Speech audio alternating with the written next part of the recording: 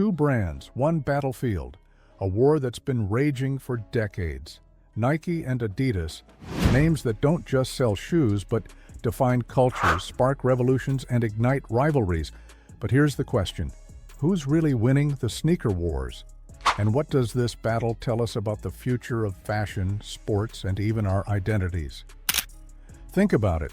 When you slip on a pair of sneakers, you're not just wearing shoes, you're choosing a side.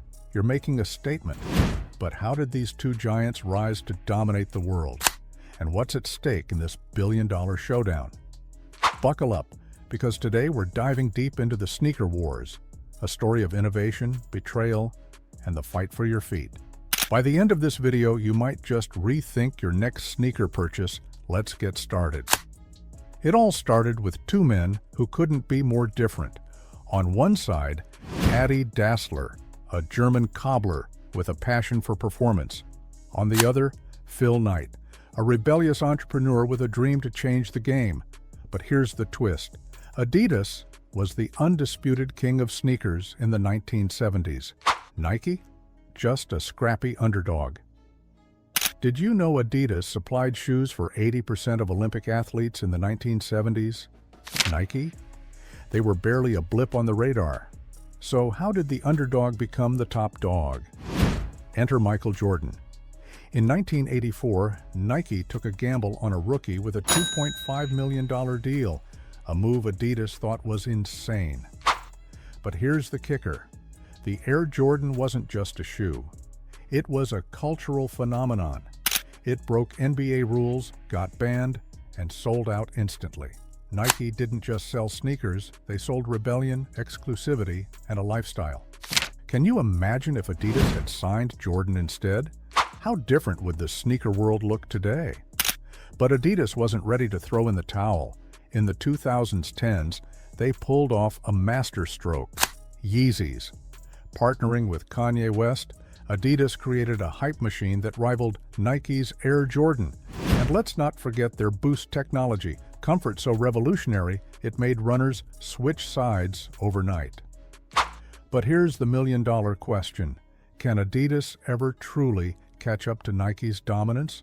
Or is this just another chapter in a never-ending war? Today, the sneaker wars aren't just about shoes, it's about culture. Nike's collaborations with Travis Scott and Off-White have made them a streetwear icon. Adidas? They're betting big on sustainability with shoes made from ocean plastic. And let's not forget the metaverse. Both brands are racing to sell digital sneakers for your avatar.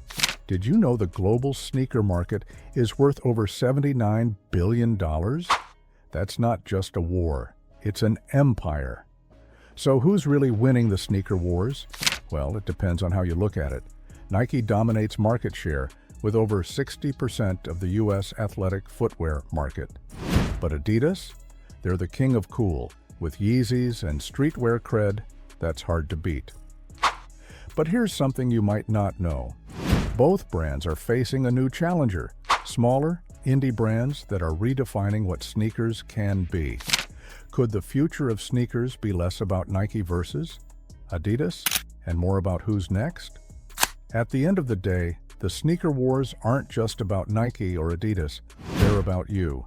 Every pair you buy is a vote for the kind of world you want to live in. So what's it going to be? The timeless swoosh or the rebellious three stripes? Or maybe something entirely different? If you enjoyed this deep dive into the sneaker wars, hit that like button, subscribe, and let us know in the comments, Nike or Adidas.